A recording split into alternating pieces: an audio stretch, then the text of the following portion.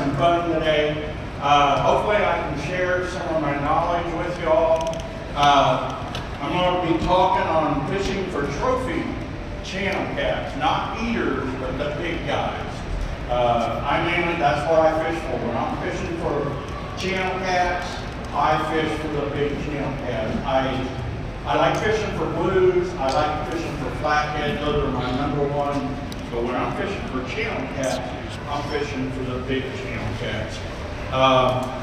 And when it comes to the channel cats, just about the time I think I got these guys figured out, they put me on a whole new way of drowning baits. You know, I think I got them figured out, and it changes. So when that happens, you never give up. A lot of times I'm like this frog right here, where I got a hold of his neck and I'm not giving up. He's trying to eat me. I'm trying to get these fish to take a bait. They won't do it. So, but that's where we go from there. So what does a channel cat's diet? This is trophy channel cats, remember that. So anything that they can eat, heck on it, live, all right, you can go there. Anything that they can eat, live, dead, or cold, seriously, most anything. Here are a few of their favorites: night crawlers, crayfish, crawdads, soft crawls, minnows. Everybody knows what a minnow is, right? Oh, yeah. Okay. Oh, that young man, you know what a minnow is? Okay, so guys like me that are as old as dirt never learned what a minnow was. We all call them minnows. So now, so we call them minnows, and it's the same as, I don't call a sandwich, I call it a sandwich. You know, so yeah, a sandwich. So they eat frogs, crickets, chicken livers, chubs, shad, skipjack, shrimp, Irish soap, hot dogs, CBSISJP. Oh boy. Everybody's looking like, oh, what is that? Anybody got any idea? Don't have a clue. All right. So I retired last year, and I worked 17 years with the pharmaceutical industry.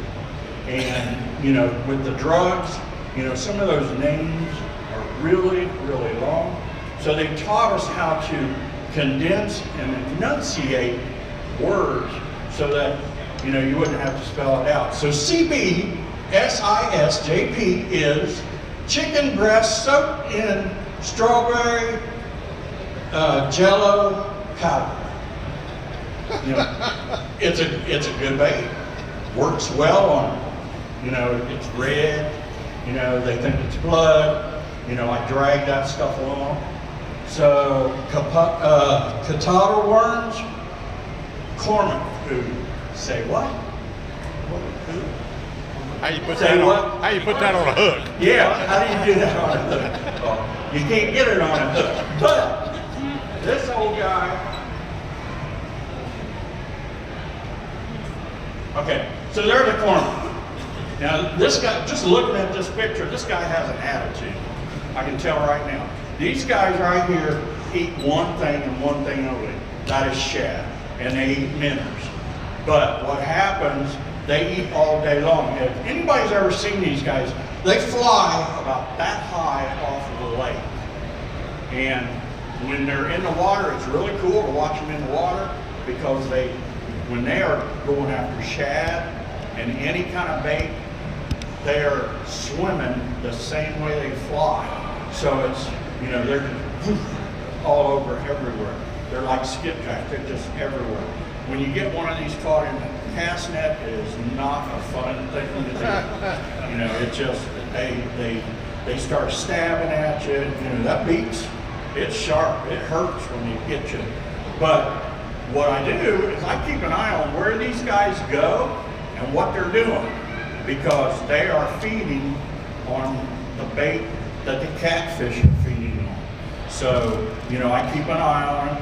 What happens is when they get up in trees and roost, and, you know, they lift their tail, and then boom, that hits the water, it's pure protein. Catfish come right up and they just start working that. So if you're along, you know, I'm always looking along banks and that for those guys right there. And I think later on my, as I'm going here, I'll touch more on that. So my favorite baits, these are my favorites for channel cats. Gizzard shad, number 1. Skipjack is number 2, and it's close to number 1. But I'm only using those skipjacks that are about that long and about as big as my thumb. You see them in the spring of the year when they come to the dam. They're the first ones that come up. You know, John talked about, you know, skipjack run to the dam. Well, these little guys show up first, and then skipjacks are cannibals. They come up second, and they're eating their own kind. You know, they don't care. They just hit them. So, but when I freeze these, and you can only use them one time. So I'll put like a dozen in a bag. I just freeze them, vacuum pack it, and then I just, you know, break it out. You're only going to get one use out of it because their tissues break down too quick. Chubs, great bait. I'm from Ohio. I'm from Springfield, Ohio. We have them in the creeks, and I think I forgot to. Okay, so there's a gizzard shad right there. There's your skipjack, and there's the chub that I like to use. I don't know if that's the name of it, but I call these bluebacks for obvious reasons. He's got a blue back. What I like to do with these is I like to hook them right through the mouth, right out the top of the head, cut the tail off, and they're still alive, still wiggling, throw them out there, drag them along. So, rigs. My favorite is the Carolina rig with a float. I'll set one of them up. No. All right. So, Carolina rig is, it's got weight, slides. This rig this is running along the bottom, and the float is bringing here. A lot of guys use the bobbers. This is a whisker seeker. It's one of my favorites for channel cats because it's got that prop on it. It creates noise, it creates vibration. They track it down. 6/0 hook, circle hook. Put a chunk of bait on there. You know, shad, skipjack, and the chubs. Put them right on there and just start dragging along. I'll get to that later. Double hook rig. It's got 2 hooks on mine. There's one hook here and there's another hook. Using the same method. Sometimes I'll put a bobber in between the 2 hooks. Sometimes I don't put a bobber at all. If I'm fishing mud flats and stuff like that, I won't use a bobber because, you know, the bobber actually makes the bait ride up. And on mud flats, a lot of times they'll be hunkered down in the bottom. So I want to hit them in the head with the bait as I'm dragging them along. 3-way rig. That I do not. 3-way rig is just what it says.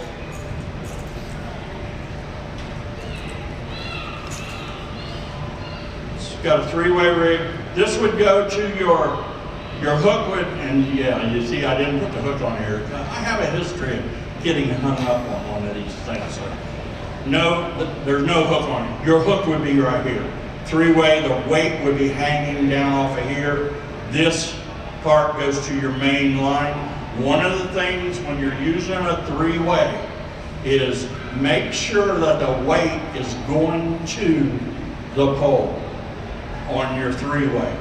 And so you can see how that it may not be easy to see. It is for me because it's right here. But weight's down here, bait's trailing back here. That's a 3-way rig. Kirby rig. I named this I had never seen this before until last year when I fished with a very good friend of mine. His name is Joey Kirby. And he showed me this rig, and I have caught more fish, especially channel cats, but more so blues and flatheads on this rig alone. This, I think originally this is a trout rig, what they call a noisy trout rig that they use down in Florida. Well, Joey bought a bunch of these, and then he started experimenting. And what I do is I run about a 24 to 18 inch hook on it. Main line goes attached to this. This thing goes along, but it's, the one kind of cool part about it, it's got a weight on it. So a lot of times this thing will ride. And what's nice about this rig is it has a tendency of riding right over top of trees. You can throw this thing right into a tree and it will almost always work its way out. And so I nicknamed it, I called it the Kirby rig. So, and Joey's been selling these things like crazy, but this is an awesome rig here. You tie the top of that to your main line? Yep, tie that right to your main line. No weight then, or? No, the weight's in front. The weight would be like on that three-way. Yeah, yeah. I didn't have one of these. I was afraid I'd get stuck with one. Three-way or Carolina rig? Three-way or Carolina? Carolina with this one. Okay. Any other So just questions? put the weight over top of it, and that's. Yeah, the weight would. This has already got its weight because normally you fish this thing like that, like a regular bottom. You know. Now, John, did John say anything about this using skipjacks? He didn't give out one of the secrets, did he, Harley? Yeah. Okay, yeah. I use this to catch skipjacks too, behind a planer board. But what I'll end up doing is, I know it has nothing to do with channel cats, but I like to share information. John probably going to shoot me for this. But I'll put skipjack rig on a planer board, and then this will be at the very end of the rig. There'll be a Foley spoon connected to this.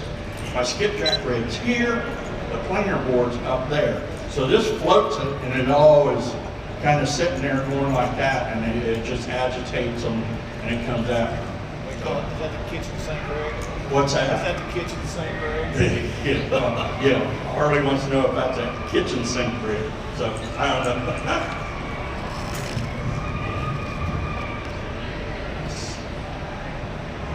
That's going the wrong way. Okay, demon dragons. Everybody knows what demon dragon is? Okay, they came out a few years ago. Scott Manning had the company. He sold the company. I think Tackle Bandits owns the rights to it now. I like the demon dragons, except for channel cats.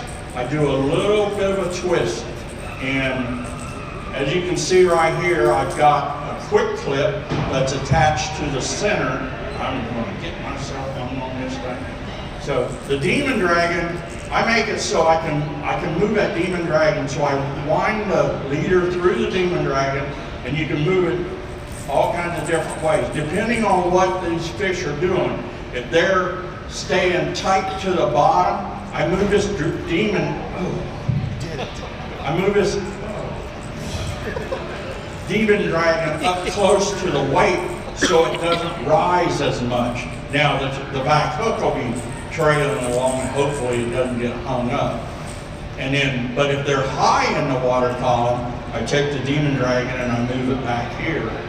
And then that demon, the weight's down here, and the demon dragon's running along here. It can just kind of move back and forth like that. I really like these things.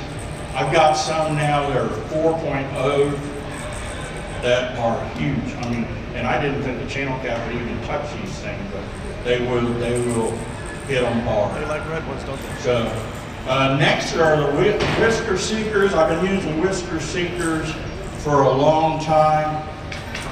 This is a whisker seeker right here. It's got its own built-in float. It's got rattles in it. And it's the biggest thing with the channel cats is it's got that prop It creates vibration, it creates noise as you're dragging it along. You know, you put your baits on it. Again, it's got these quick clips. I was a little apprehensive on these quick clips, but they're 250 pounds. I've never had a fish break one of them off or anything. So, and there's a lot of people that sell these quick clips, and I can change, you know, if the channels, normally with the channels, I'm using 6/0 circle hooks. If I'm starting to catch 14-pound channels and above, I switch over to 8/0 circle hooks. You know, it gives you a lot more to get a hold of it. Sometimes their mouths are so big that the 6 won't stick in there good. The 8 will. So that's another little bit of information on the whisker seekers. Okay, methods of fishing. My favorite method is planer boards. Or I'm gonna stick myself before it's. Are there any other doctors in that house? Yeah, I may need Band-Aids before the day's over. So my favorite method is the offshore planer boards, dragging baits with it, suspending baits underneath of a planer board. If I look on my electronics and I see the fish are suspended off the bottom, maybe 5 to 10 feet, I will put out. That's good. So I'll put out, you know, if I see they're 10 foot, you know, I bring out 10 foot of line on the planer board, hook the planer board up to it, drop it down, and run that planer board right into that zone right there. So a lot of people, most of the time, I'm just taking the baits and I'm throwing them out. I hook the planer board up to it, put the planer board out there, just start dragging along. You know, most of it, and I run 2 planer boards. If I'm by myself, I'm only allowed to run 2 poles. So I try to get the grandkids, anybody that ODNR frowns upon my dog running a pole, but you know, I don't push the deal on him, even though he's one of my kids. You know, so under a float, and when we're talking under a float, this is the kind of float that I like to use. I make my own, and all this is a pool noodle. This float here is about, I don't know, 18 years old. So, you know, you can't bust it. I've never had an issue with it, and it still works. But if you are working trees that are, you know, standing up, or even trees that are underneath the water, and you can figure out how deep those fish are, you can adjust it to where you want it, let it fire out there. If they don't want to take the bait, then all you have to do is just start reeling that float in a little bit at a time until you find that zone that they're in. So this is another one of my favorites. Yes, sir. What's the plastic insert you got on your float? Well, there's these, I don't think they're made anymore, but see, these are closet rod ends, and they go inside of a metal, and I haven't been able to find them. So I seem to be the only one that still has these. So unless somebody comes up with a better idea, you know. But that's what those are. And there's a Wendy's plastic straw inside. So, and it's glued. So, you know, it's not, you can't crush this. I mean, I've seen the fish come up. I've caught flatheads, and I've seen them come up and have the back of the bobber in the bait. Yes, sir. I use circle hooks on everything. The circles enough, like the float's enough to set Yeah. a circle and everything? Yeah, because when they pull that float down, you know, it'll go down a couple of times and then boom, it's gone. On a big channel cat, you don't see a couple of times. It's just boom, it's gone. And what's kind of, I know. What's kind of cool about it is, you know, you'll have lights. You know, all I did was drill a hole through it, and I put a Calvin light in there, and it's really neat. The grandkids love it. They get up, track it, and then when a big fish hits, you know, the water, it just appears and then it's running under the water, and they're watching the glow. They'll let the fish run because, man, they're just eating it up. But yeah, it's kind of cool. When the big ones hit this thing right here, it's the same as doing a planer board. You know, in Jaws, when he took the barrel off and you saw the barrel going off, that's exactly what the water's rushing right over top of them. What else I got? Drifting, dead sticking. Okay, so drifting, some people call it dragging. Or I saw Mark here earlier. I don't know what he calls it. I think maybe he might call it trolling. But what I'm doing is I'm taking the baits, I'm throwing them out behind the boat, and I'm drifting, dragging them along. That's one of my favorite ways to catch channel cats. Dead sticking is where the rod is in a rod holder, and it's out the side of the boat, and I drop the baits to the bottom, and I crank them up so they're not dragging in the mud or on the structure, moving the boat along the whole time. But it gets really exciting because, you know, that rod's sitting out there, and then all of a sudden it's 4 or 5 eyes down into the water, which is, you know, grandkids love trying to get the rod out. This is live from Capcom. You know, help them get the rod. And even adults, you get a 20-pound channel that buries one of them rods, they're tough to get the rod out. You have to look us all up. We're all meeting up. Dragging using drift stocks. YouTube area. Yeah, I got. Hopefully I don't. You live dressing? Yep. Like, I think it was Matt Jones when he come up here and talked. He said he wasn't an artist. Yeah, he's not an artist. Hold my beer. He's a good talker, but he can't draw, and I am no better than he is. But I will show you something that I could not. I found a picture on the web, and I'm not going to. So, boat. Okay. Shore. Planer board. Planer board.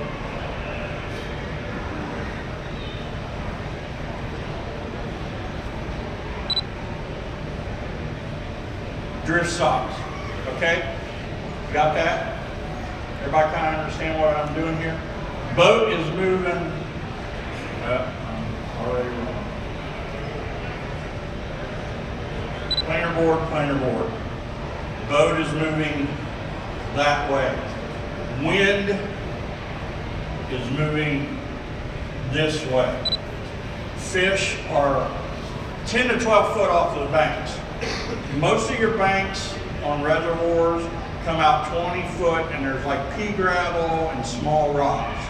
A lot of times those fish want to run those areas chasing bait and stuff like that.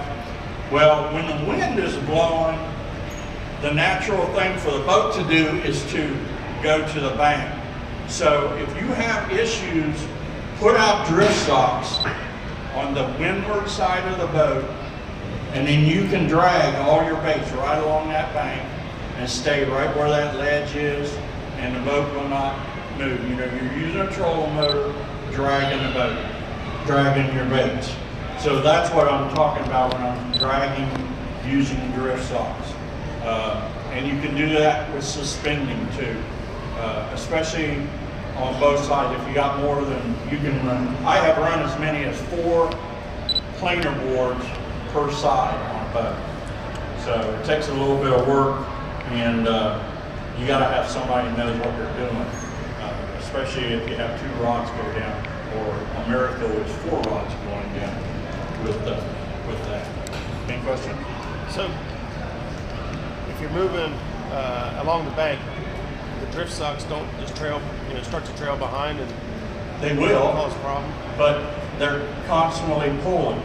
So they're constantly pulling. So the back of the boat, the tendency for the boat is to go back that way. The drift socks keep it from doing that. This is an old walleye trick that those guys use.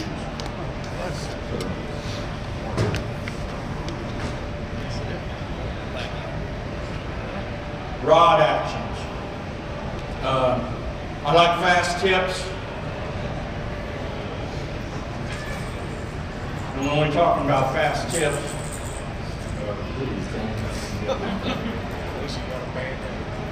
yeah, I got a band. I buried one of these circle hooks in my finger. Okay, so this is a fairly soft tip. Now on my long rod that I have right here behind me, it's got real soft tip.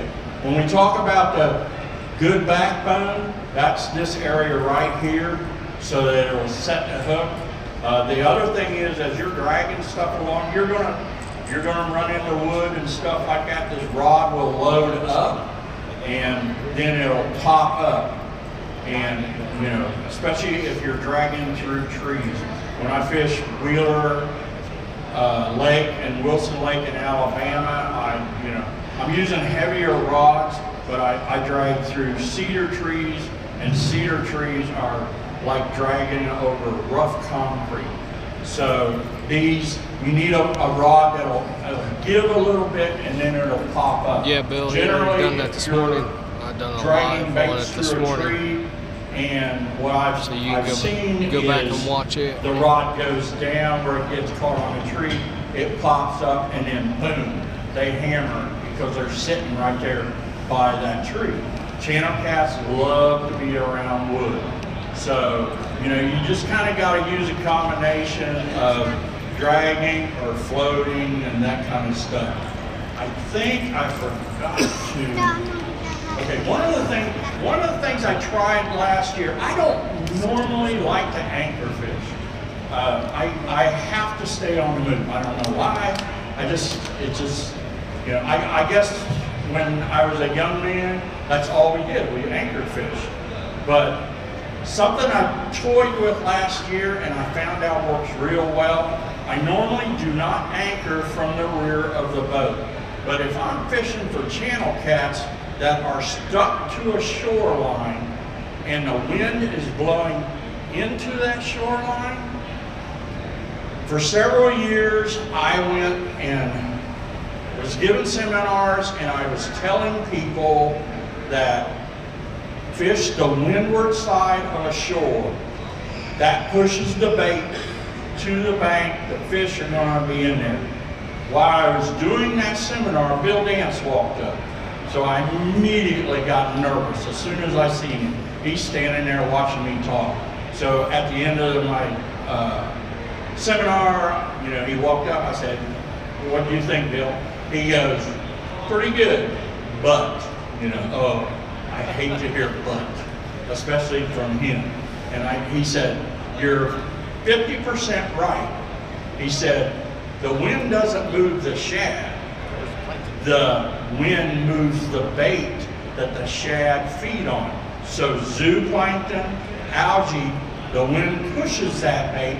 The shad come in behind that. They start feeding on that. And then, you know, here come the channel cats or blue cats flathead. They come right in behind them. So, you know, that was a good lesson. You know, I'm glad Bill didn't say, "Hey, you're wrong." You know, so short versus long on the poles. This is okay. So this is one of my favorites, especially when I'm dragging lines that are straight out the back of the boat. So this is a 6500 reel. I don't know how much line it holds, but right now it's got braid on it. But when I throw this rod out the back, I run half of the spool off of it, half the spool of the line. So it is probably 150, maybe 200 feet, maybe farther than that behind the boat. What is nice about the long rod is the fact that it has a different angle because it is so long that as you drag through trees and stuff, it'll just kind of give, and it just literally lifts the bait and lifts the float right up and over top of the tree. What's up, brother PD? So I use long rods when it comes to dragging straight back off the back of the boat. When I'm using the planer boards, I'm using the TWCs. They're a little bit heavier to be used, and they'll still load up on the catfish. When it comes to the planer boards, I used offshores.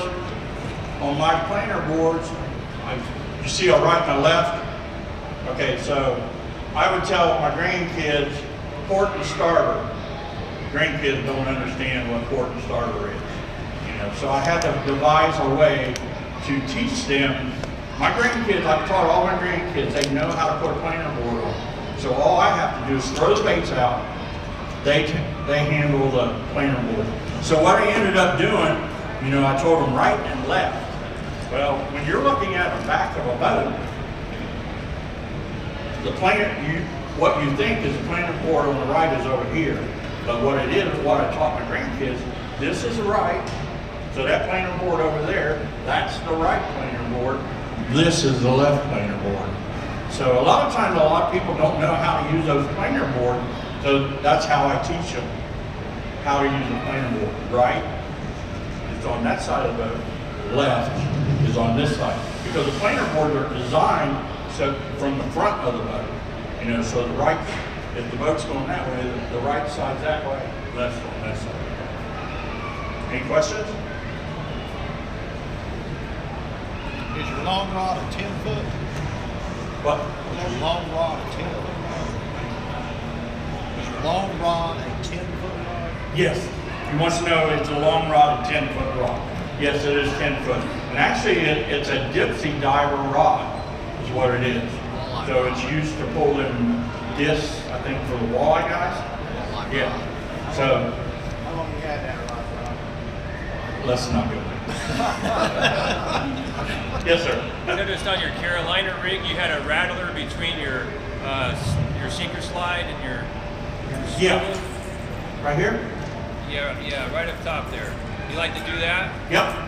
I've never seen that done. Noise, you know, this weight that would be hanging here, it'll sit here and bang. This thing will sit there and spin. And it don't take much for these to spin. I have done better since I started putting noise, especially on a Demon Dragon. There's something about the noise. You know, some people, Demon Dragon, they love them, they hate them. You know, not everything that, you know, I might do, or what I might do may not work for everybody. So, question. Most people put those rattles down farther, or you get better up and higher? I do better up higher. Some people, I put them in front, right there where that weight, so that weight will kind of bang into them. Some people put them down here. I don't know if I got. No, I've always got it all in front.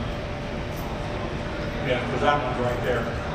It's in front of the weight. Yes, sir. With that improvised float man or pool needle, if you're, say you're fishing with your clicker or your spool disengaged on the circle hook, is that Thanks, is that, running late. if you make it float like that, is that buoyant enough to at least partially set the hook while you're Yeah, it'll still set it. Yeah, because The man, the myth, it takes the a lot to legend, bring Roger one of Dement. these things down.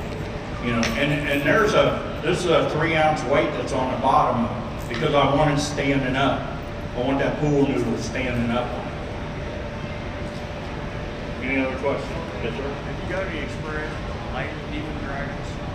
And if so, have they worked for you? The what kind of demon dragon? Demon Dragons have a light in them. They hit the water, it lights up. It's like a They body. make that? That's the 4.0. It has an LED light in it. Really? I think they went away with it though. Oh, didn't know that. Never knew that. No, I have no experience. Yeah, I guess I better go talk to Nate. Tackle Bandit. I've never had any experience with that. You know, I've got several sizes of Demon Dragons. Do you feel that the collar makes a difference, or is it really not? Well, okay, the question, do I feel the color makes a difference? Well, I got every color written. I think I got every color demon dragon in. But probably my favorite, and I'm not kidding you, They tell you, hey, is Fred, this hot pink. I've got one that has no more paint on it. You know, they have beat this thing to death. So this hot pink, it's one of my favorites. So I don't think the color makes that much of a difference. I think a lot of it is a presentation and the bait that you have that you're putting on.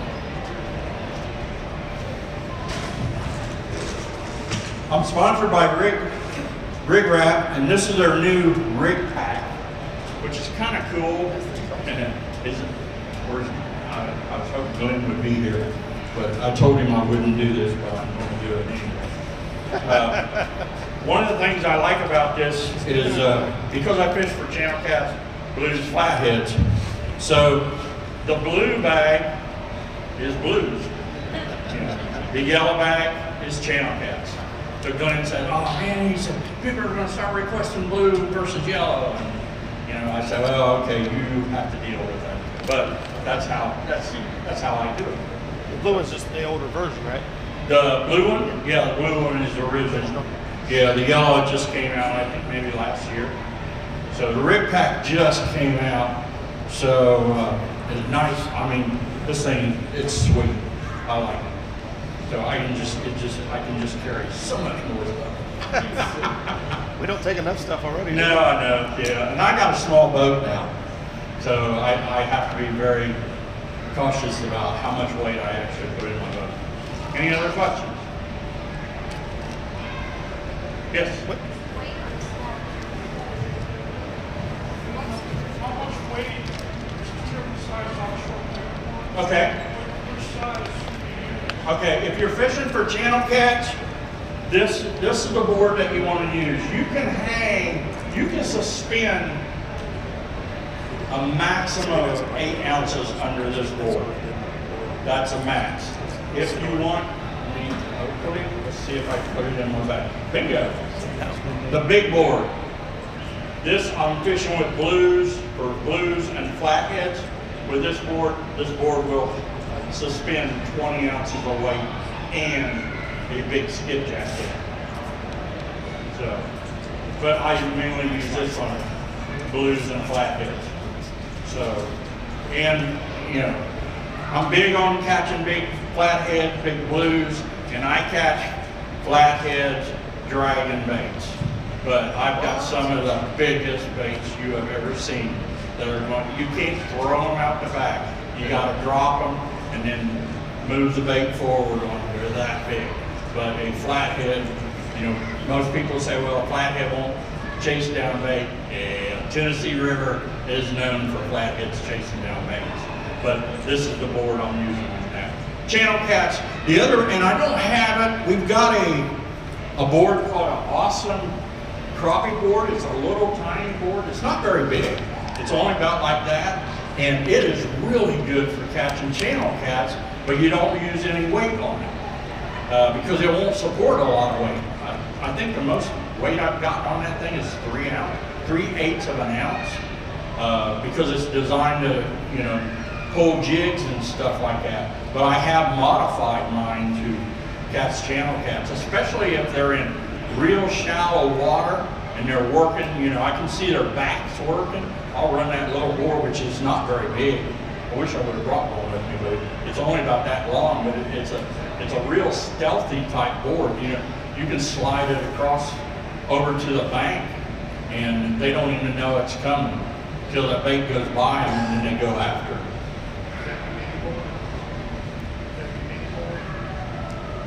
Mini board, yeah, yep, that's it right there. Oh, you bought one, huh? Yeah. Have you got the one with the float on it?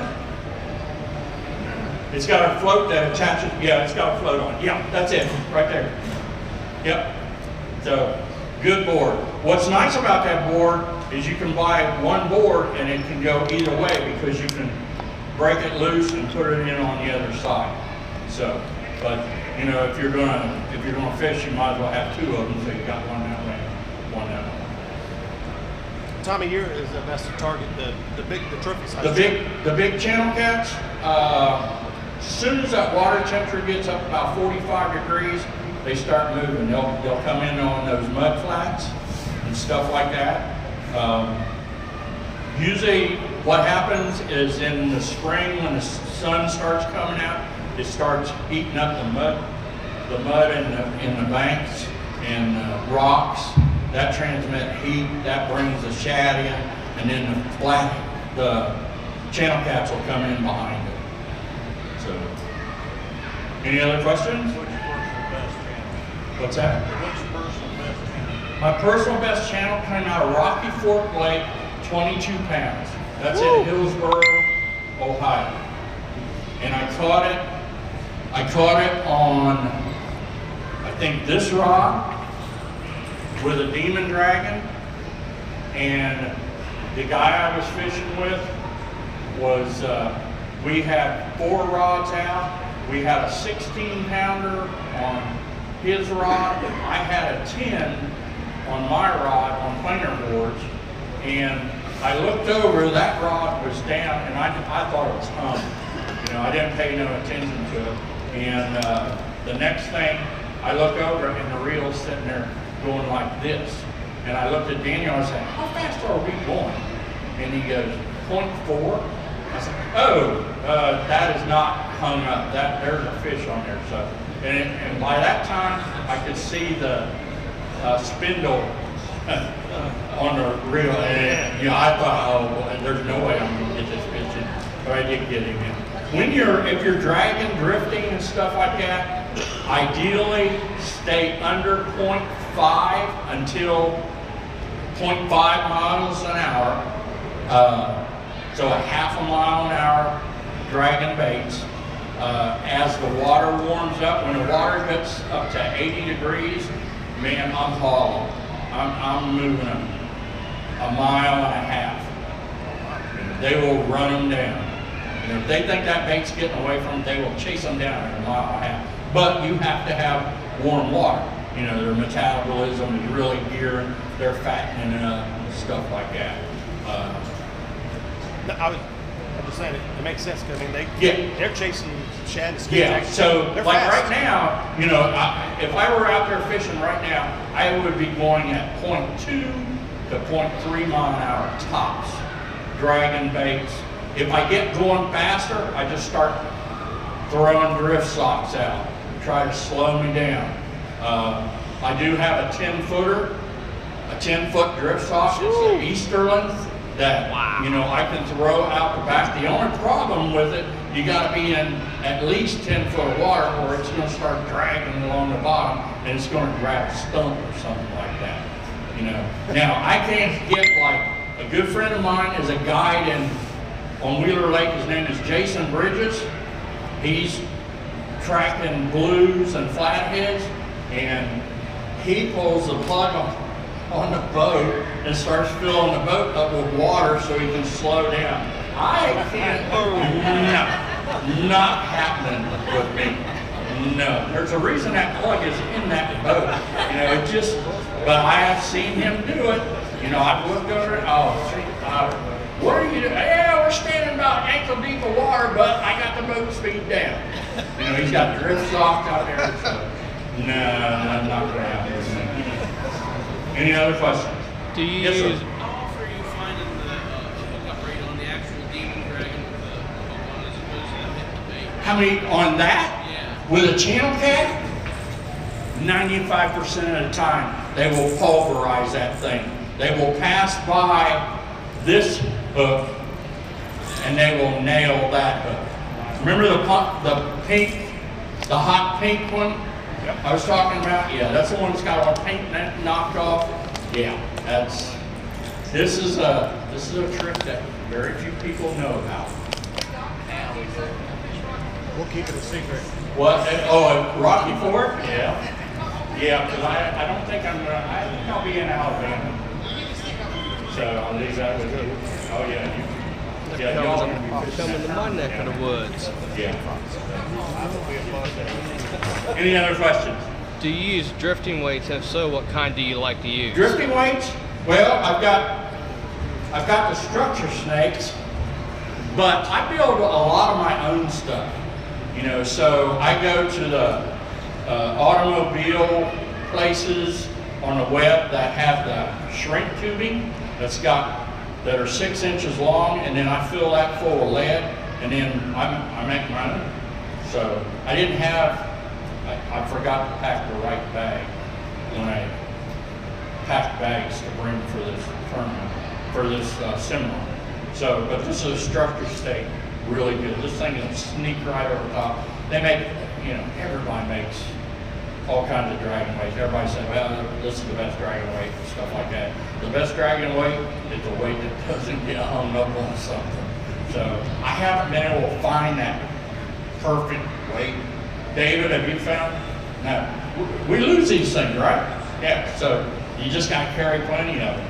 But I'm having a little more success rate with that Kirby rig because it has a tendency of trying to walk right over top of stuff, so the weight is in front of it, but then the float, I got a feeling, is trying to pull that weight up off the bottom, and then it just kind of tumbles down. So most of the time, and you can see it when if you're on the rod, if you look at the rod tips, you can see what's going on by just watching that rod tip. It'll sit there and go like that.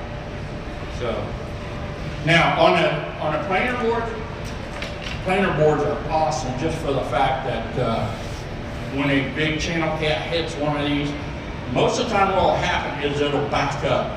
You'll see the board, and then it'll come back forward, and then it'll back up. A big channel cat, two things happen with a big channel cat. The board is here, and it's gone. I mean, it's gone. A really, really big channel cat, the board is here, and it's gone right there.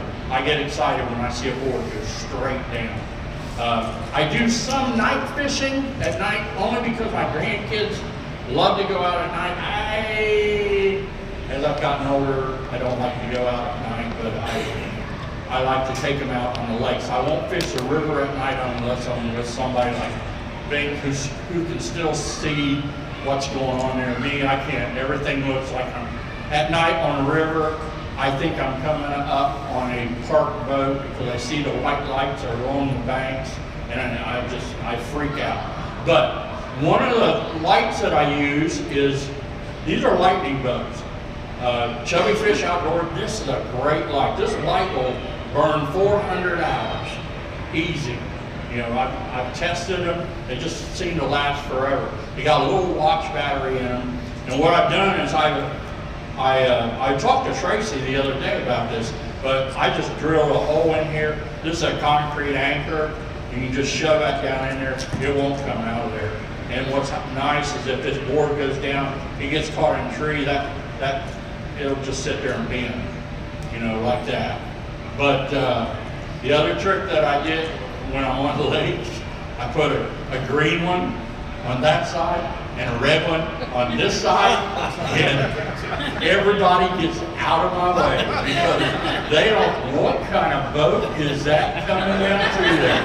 You know, so you know, Tracy makes these in green and red, and man, it was like, you know, I go down through there, I'm catching fish, and these guys, you know how sound travels on the water? You guys are going, how big a boat is that? You know, and then I come by and, you jerk, you know, you done got my fish, you know, yeah. Now everybody's catching on to it because they've seen me do it. So. Any other questions? One other thing. At some point in time, you're going to get hung up. I fish mainly with mono. A lot of the guys fish with braid. Doug Vaughn just came out with this, and it's called a snag stick. And normally I use a rubber hose, and I wrap it around the line, and then I just try to pull it. Well, the problem with it is it wants to whip off. With this snag stick, you just take the line and you wrap it around here, and then you put it in this little groove, and then you pull straight, and it pops that braid right off. Either it breaks it off, or it pops it off. You literally pull it, and then throw it. He's got a mounting thing that gets mounted on the boat, and this thing, it's got a detent ball on it, and it shoves right down on there, and it's not going anywhere. So you can mount this thing anywhere on your boat so you can grab it. I've used it for mono, but mono, don't be like this, pull like that, because if it breaks, it's going to be like a whip, and it's going to, I got marks on my arm where it's come back, and I mean, mono will lay you wide open. I've never had the braid do that, but the mono. Doug just came out with this, and you know, it's been cold. I've been out in the garage trying this out, you know, pulling on the mono. Yeah, well, I had a mark right here on my face a couple weeks ago with 40-pound mono that came back and nailed me. So I told Doug, yeah, you don't want to be looking at this stuff when you're using a snag stick. But this is a good product. It just came out on the market. I think Ribbon Lips, where you can get this thing. So, any other questions? What's the purpose of the little metal thing sticking in? Here? Mount. You can mount this on the boat. Mount that on the boat, and just shove that right there. It will not come off. So, because it's got that ball piece in it. Any other questions? Yes? How old's that pole? How old is which pole? All these poles. Your All right. dipsy diver pole. Don't keep after me. All right. Now, y'all know I'm old as dirt. So, this is for some of you, this rod right here came before its time. This is a Berkeley ECAT rod that was built by James Moyer back in 1989, I believe, and it's sold back there for $100. Nobody in their right mind during that time would pay $100 for a rod except me. I own 4 of these, and they're no longer made. St. Croix was probably the closest thing that came, but Jim came out with this rod back then. So most of my rods, I'll tell you what, my rods, my reels, most of my rods and reels are 20 years or older. You know, I use mainly Abu Garcia. I use lever drag. I use 7,000 lever drags when I'm fishing for blues and flatheads. 7,000 regular reels. Channel cats, I'm almost using all 6,500s. The one thing I do, because I'm always constantly fishing, always constantly changing rods, and you know, I've got several rods and reels. I've got numbers on all my reels. So if I'm out there in the field and I have a problem with a reel, I just bring out my telephone and reel number 12, the pawl stuck, it's not going right or left. And then when I get back home, I can fix that reel. I can take that reel out of service, grab one of my other reels. You know, I got plenty to spare. I think I got maybe 39, 40. I got a bunch of reels. I got too many reels. No such thing. No such thing. Yeah, no such thing. But you know, and I service my own reels. You know, I break them down. I got schematics on all of them. So I spend maybe, it ends up being about 2 or 3 days that I do reel maintenance. So when it's cold and nasty outside and I can't get out and fish, or I can't get out and do something in the boat, then I work on reels. Yes, sir. For the Swedish Abus, what source do you let lift the parts? Well, Swedish Abus. Plus the URL repairs and maintenance on reels on the Abus. Where do you get your parts from? Do you just get them from Pure Fishing, or do you get them from a website, or where do you get them at? Yeah, a website. I don't remember what. My older ones, I've been getting them out of Canada. So, and then I got a buddy in Alabama that does reel repair that I can call, and he'll bring me parts. He wants me to send him the reels, but not happening. Pipeline. Any other questions? All right, thanks. Hey, if you got any, okay, I forgot something. Let me show you one other thing. I use circle hooks. I snell all my circle hooks. So everybody's always asking me, how do you do that? How do you snell a circle hook? See, I remembered, okay? So I'm going to show you how to do this. I can show you how to do it after I'm done here if you want to see it using regular line. But this is how I do it. Generally, I have an 18 to 24 inch leader, and this is a sharp hook, and it's easy for people to see how I do this. So what I do is I take the line, I bring it through the top of the hook, bring it out 4 to 5 inches. Bring the other end through the bottom and bring it to the shank of the hook, just like that. What this does, two purposes. Every hook that you see manufactured, if it's not welded at the eye, there's a little gap right there. Take a look at your hooks. When you lay this line Hey honey, have you gained some weight in your rear end? The dress you wear reminds me of my old girlfriend. This loop, you take this loop, and everybody told me, don't go so fast. All right, so I'm used to doing it. So you just turn it, just like that. And you roll it. Usually I go 6, 7 times, and then grab this and pull it, and there it is. And it's all laid up. The coils are, this isn't as good as monofilament, but it shows you.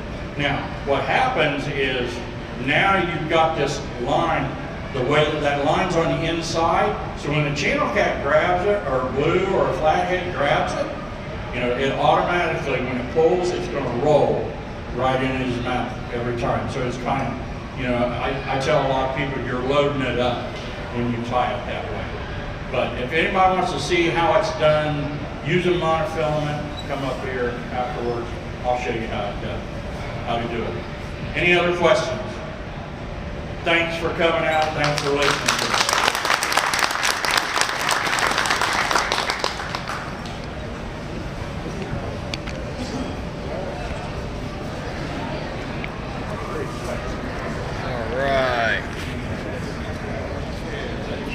Yeah, that's me. I think that was my favorite seminar for the day. Jump off here so I can charge my phone. And I might try to go live here a little bit later and walk around. Thanks for watching, everybody.